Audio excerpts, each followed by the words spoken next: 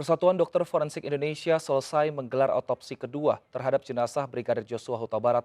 Hasilnya tidak ada bekas luka penganiayaan, hanya terdapat luka akibat tembakan peluru senjata api. Kita akan membahasnya lebih lanjut bersama dengan pakar forensik Dr. Nasib Mangoloi Situmorang. Selamat sore Dr. Nasib. Selamat sore, Wilson.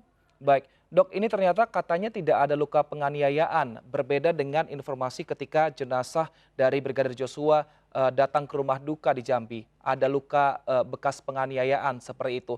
Ini tanggapan Anda seperti apa, dok? Ya, tanggapan saya, kalau memang sudah dilakukan pemeriksaan otopsi itu, berarti kan itulah yang didapat. Itulah yang didapat dalam pemeriksaan oleh dokter yang melakukan otopsi timnya. Nah, kalau itu yang didapat, maka yang dilihat oleh keluarga pada saat di rumahnya itu, luka-lukanya itu nanti akan bisa itu dikonfirmasikannya di dalam BAPK atau nanti di persidangan. Karena mungkin saja masyarakat hanya melihat ini kayaknya kekerasan penganiayaan, padahal mungkin pada saat otopsi ya kan contohnya contoh kalau ada jari terputus. Nah, jari terputus itu setelah dilakukan otopsi kan dia akan dijahit kembali atau ada organ yang terlepas dia akan dimasukkan kembali. Nah, mungkin pemikiran masyarakat ya mungkin itu ada penganiayaan, sehingga kalau sudah dokternya itu sudah melakukan otopsinya berarti sudah betul itu. Itulah di fakta dalam tubuh jenazah itu. Baik, tapi apakah ada perbedaan bagian luar tubuh ketika otopsi pertama dilakukan, kemudian jenazah sempat dimakamkan atau dikuburkan, kemudian dibongkar kembali untuk dilakukan otopsi kedua? Adakah mungkin hal yang berubah, dok, mungkin dari segi sisi bagian luar tubuh sehingga berbeda hasilnya dari otopsi pertama dan kedua? Maksudnya dalam bentuk lukanya. Betul. Nah, kalau dalam bentuk lukanya tidak ada yang berbeda. Luka pada waktu pertama kali jenazah itu diotopsi pertama, itu akan nampak juga pada dalam otopsi kedua. Yang hanya ada nanti contohnya untuk memasukkan formalin, dilakukan entah dipotong sedikit pembuluh darah supaya bisa masuk formalinnya ke dalam pembuluh darah. Nah, itu akan nampak nanti dalam hasil otopsi itu nampak. Ini setelah meninggal itu.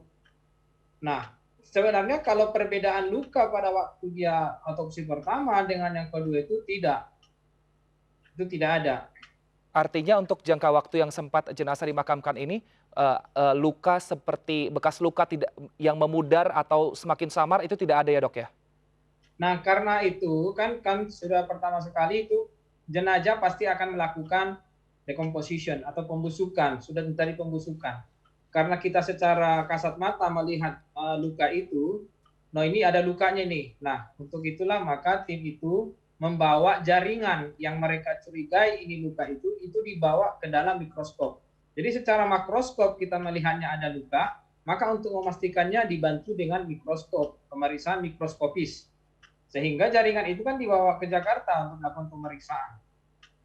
Nah, artinya untuk mengambil jaringan-jaringan itu memang ada hal yang dilakukan oleh dokter forensik seperti mungkin mengambil bagian kulit kemudian dikirimkan. Nah, itu apakah bentuk lukanya akan berbeda dengan luka dari penganiayaan seperti itu ya, dok, ya? Dia tidak ada berbeda, hanya memastikan apakah memang penganiayaan ini dia didapatnya setelah mati atau pada waktu dia masih hidup, ada tanda-tanda inflamasinya atau tidak. Ya, jadi perbedaannya atau masih dapatkah ini lukanya itu masih dapatkah secara mikroskop masih ada enggak tanda-tanda lukanya itu masih ada enggak di situ? Kalau tidak ada berarti kan sudah terjadi lisis atau pembusukan. Baik. Nah, artinya pembusukan ini juga bisa mempengaruhi hasil dari otopsi entah itu pertama atau kedua ya, dok? Nah, kalau pembusukan ini kan bisa hilang dia jadinya. Nggak nampak lagi tanda-tanda memarnya itu nggak nampak lagi. Dia sudah busuk. Jaringan itu busuk sendiri. Yang mau kita nilai ini kan jaringannya. Lukanya itu jaringannya. Ototnya kah, kulitnya kah, atau organ yang di dalam kah, itu yang mau kita lihat. Kalau sudah busuk dia, ya tidak nampak lagi jaringan itu. Baik, berapa lama waktu yang dibutuhkan biasanya untuk jaringan jenazah ini yang kemudian membusuk, Kemudian berapa lama di waktu yang dibutuhkan untuk jaringan itu membusuk, Dok? Tergantung kepada yang pertama suhu lingkungan, suhu dia dikuburkan itu. Baru tergantung kepada jenis kelamin, tergantung kepada berat badan, tergantung juga kepada kondisi dan penyakit. Termasuk juga jenazahnya. Kalau dia diformalin, maka dia akan lama. Ya, kalau dia diformalin maka akan lama. Tapi kalau dia tidak diformalin, mungkin akan lebih cepat pembusukannya. Terus kalau dia di dalam tanah mungkin lebih cepat mengeringnya. Tapi kalau di dalam suhu yang lembab, ya mungkin dia menjadi agak lama. Baik, artinya formalin ini justru membantu proses otopsi ya, Dok, ya, biar bisa lebih melihat apakah memang ada bekas luka, baik lebam ataupun bekas penganiayaan seperti itu ya? Ya, jadi formalin yang ditemukan dalam kasus ini adalah artinya memberikan keuntungan kepada otopsi kedua ini. Karena jaringan itu sudah diawetkan dulu, walaupun batasnya dalam waktu tertentu. Jadi dengan adanya formalin ini atau pengawetan jenazah ini, maka untuk menguntungkan untuk pemeriksaan otopsi kedua ini. Baik, ini otopsi kedua ini biasanya apakah memang lebih sulit daripada otopsi pertama dan apa biasanya kesulitan-kesulitan yang dialami, Dok? Ya, ini lebih sulit.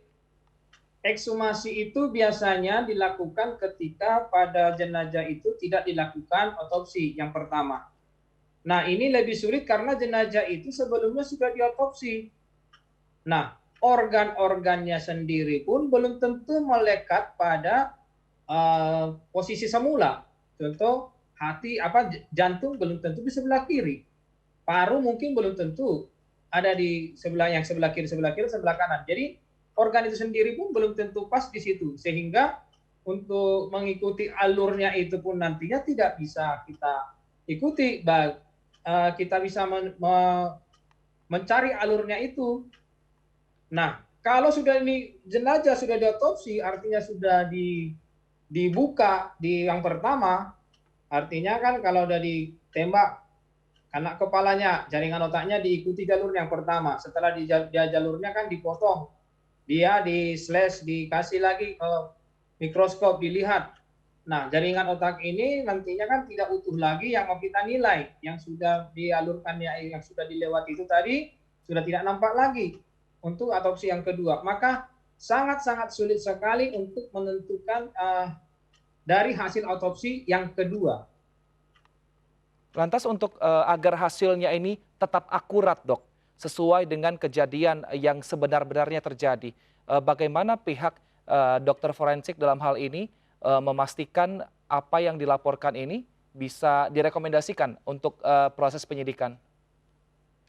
Ya, menurut hemat saya untuk kasus yang seperti ini, yang paling utama itu adalah otopsi yang pertama. Otopsi yang pertama itulah yang harusnya menjadi pegangan kepada keluarga. Nah, otopsi yang kedua ini untuk memperkuat kalau memang ada curiga keluarga. Nah, setelah curiganya itu hasil otopsi kedua ini ternyata tidak terbukti, maka keluarga itu tidak ada, maka keluarga itu boleh mengkonfirmasikannya di dalam nanti persidangan. Kami melihat ini ada luka. Bagaimana dokter forensik yang pertama ataupun otopsi yang kedua itu bisa menjelaskan luka itu yang ada mereka temukan. Itu yang menjadi. Jadi hasil otopsi yang pertama dan otopsi yang kedua itu nantinya untuk menjawab dari pertanyaan dari keluarga atau yang dijumpai oleh keluarga. Nanti dari hasil penyelidikan pun nanti dilihat apakah ada seperti itu juga. Karena otopsi ini bukan hasil satu-satunya, tidak dikonfirmasi lagi dengan olah TKP, pemeriksaan tersangka, saksi itu. Baik, artinya nanti dibutuhkan juga keterangan dari saksi dalam hal ini mungkin para ajudan yang mengeksekusi Brigadir Joshua untuk memastikan sebenarnya yang mana yang benar. Apakah memang hanya luka tembakan atau ada luka penganiayaan seperti itu ya, Dok ya? Ya, contohnya begini. Ada luka dijumpai di jari tangan. Contohnya luka. Tidak luka penganiayaan, tapi luka alur senjata. Contoh ini ya. Nah, berarti kan pada waktu ditembak itu tangannya posisinya di mana. Nah, kan itu harusnya tahu. Nah, setelah dikatakannya mungkin posisinya di sini, maka kan itu harus dikonfirmasikan kepada si pelaku. Pada Anda waktu menembak tangannya di mana. Sehingga kenapa ini bisa menjadi kena tangannya atau terjadi patah ini. Nah, itu kan dikonfirmasikan, baru yang arahnya kemana, pelurunya baru dicari. Nah, tidak semua nanti itu dituangkannya, bisa diberitahukannya, karena mungkin penyidik itu pun belum mendapatkan alat barang buktinya gitu. Sehingga yang jelas dulu adalah kalau sudah dilakukan otopsi yang kedua memang gara-gara luka tembak 5 luka tembak masuk, 4 luka tembak keluar, artinya ada 1 proyektil yang tinggal. Nah, proyektil yang tinggal ini kan otopsi kedua nggak nampak lagi. Di Baik, otopsi kedua tidak nampak lagi proyektilnya itu. Nah, yang 4 itu pun ya karena otopsi yang kedua ini dokter forensiknya tidak di TKP, sehingga kan dia hanya memberikan kesimpulan dari jenazah. Jenazah lah yang dibahasnya untuk mendapatkan apa yang didapatkan dari tubuh ini itu. baik. Nanti selebihnya di olah TKP. Baik, Dokter Nasib, singkat saja, nanti pada saat persidangan membahas mengenai hasil otopsi, Anda menyarankan hakim untuk pengadilannya terbuka atau tertutup? Ya, sesuai ini pendapat saya ya. Sesuai dengan perintah presiden itu kan juga harusnya dibuka secara transparan. Maka Baik, menurut saya seharusnya ya terbuka aja gitu. baik. Terima kasih Dokter Nasib Mangoloi Situmorang, pakar forensik telah bergabung bersama kami di MNC News Now sore ini. Sehat selalu, Dokter.